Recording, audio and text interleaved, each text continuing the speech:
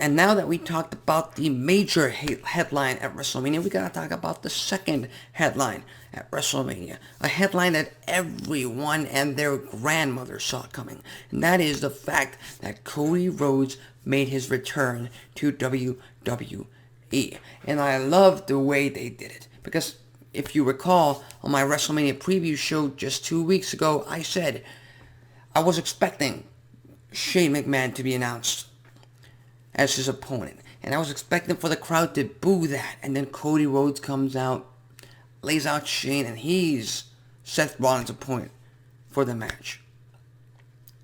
And they didn't do that. Nothing wrong with that. It was just an idea. It was just a moment that could have been made at WrestleMania. But what they did at AT&T Stadium in Dallas, having Cody Rhodes just rise. The lights go out. There's only one. I mean, there's more than one wrestling family, professional wrestling. I think that's the line. And then the lights go up. The Kingdom by Downstate starts playing, and the crowd goes nuts. The crowd goes crazy. Cody Rhodes lifts himself up from the platform, and the prodigal son is back to WWE. You see Seth Rollins' face. He is shocked. He can't believe it. He's back. And then we get ourselves the match that defined WrestleMania. The match of the whole event. They went back and forth. They gave us thrills. They gave us chills. Specifically when Cody Rhodes pretty much shed his skin from what his persona used to be in WWE. When he did that Stardust moment at WrestleMania, I was done. I was laughing. I was ecstatic for Cody Rhodes. The American Nightmare arrived in WWE.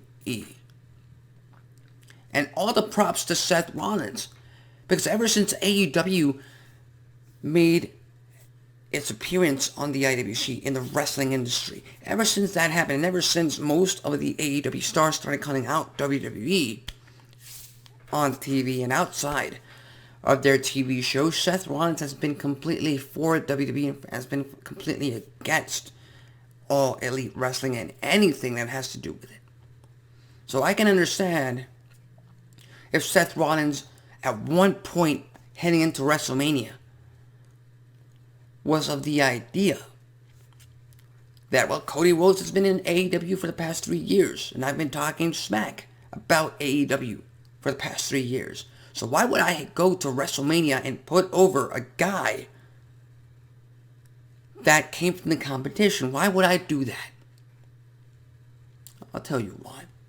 Because Seth Rollins, above anything and above everything, he is a company man. He is a WWE guy through and through. And you don't have to tell me that Seth Rollins doesn't have any pull backstage, because he does. He could have very well gone backstage and pretty much convinced Vince McMahon to not go through with Cody Rhodes going over him. I mean, he could have easily told Mr. McMahon, oh, like, how is this going to make WWE look if I lose? If one of your top stars in WWE loses to someone who got released or who left his contract up in AEW, how would that look? So all the props to Seth Rollins for that.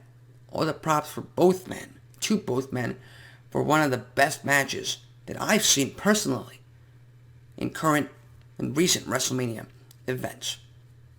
And now it's official. The rematch is official. WrestleMania Backlash, Cody Rhodes versus Seth Rollins 2.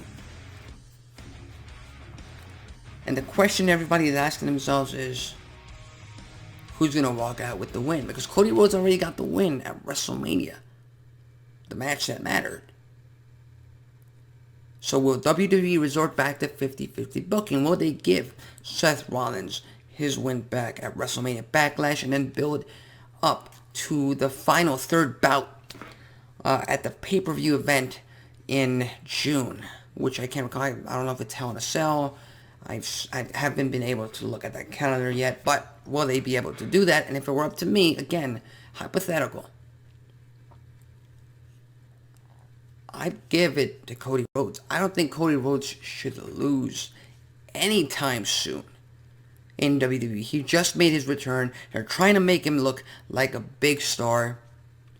What better way to do it than to prove Seth Rollins wrong? Seth Rollins came up to him on Monday Night Raw and outright told him that the only reason he lost to Cody Rhodes was because he had the element of surprise, because he had no way to prepare for Cody Rhodes, whereas Seth Rollins assumed that Cody Rhodes was signed to WWE long before, and he was just waiting for the right opponent at WrestleMania. That is a story that they have decided to tell, and if Cody Rhodes goes to WrestleMania Backlash and is able to beat Seth Rollins once again, that, in the eyes of the WWE Universe, puts him above and beyond what he used to be.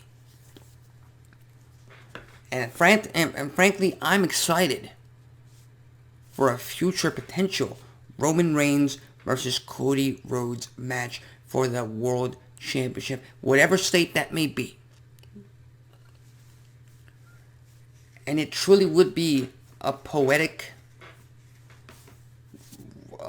101 romantic wrestling moment if Cody Rhodes, the American Nightmare, is able to be the one to defeat Roman Reigns for the World Championship in WWE. Talk about a star-making moment for Cody Rhodes. Because I don't see WWE keeping that championship on Roman Reigns until next year's WrestleMania, when he hopefully fights The Rock. As a matter of fact, I don't think Roman Reigns versus The Rock needs the World Championship at WrestleMania.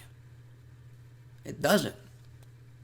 It's time Roman Reigns drops the championship. I mean, he has to face Shinsuke Nakamura at WrestleMania Backlash very soon, and I think that's a transitional feud. I think that's a non-factor. With all due respect to Shinsuke Nakamura, he's a fantastic performer, but I don't think he has a chance, or WWE means at all, to put the World Championship on him at this moment. But down the line, I think Seth Rollins needs that World Championship. I think Cody Rhodes and Bobby Lashley and Drew McIntyre need that World Championship. Hopefully they dissolve that unified title and bring it back to the Universal and the WWE Championship. Hopefully. That's wishful thinking on my part. But at the end of the day, we don't need Roman Reigns versus The Rock at WrestleMania Hollywood, if it happens next year, to be for the world title. But I digress. Cody Rhodes versus Roman Reigns at SummerSlam for the World Championship. That doesn't sound too bad either. Roman Reigns versus Cody Rhodes or versus Drew McIntyre. Either one. And have the opponent, the challenger, walk out with the world title and dethrone Roman Reigns. That's just my point of view. If you have a different one, leave it on the thoughts, comments, and predictions on the comment section below. And the last...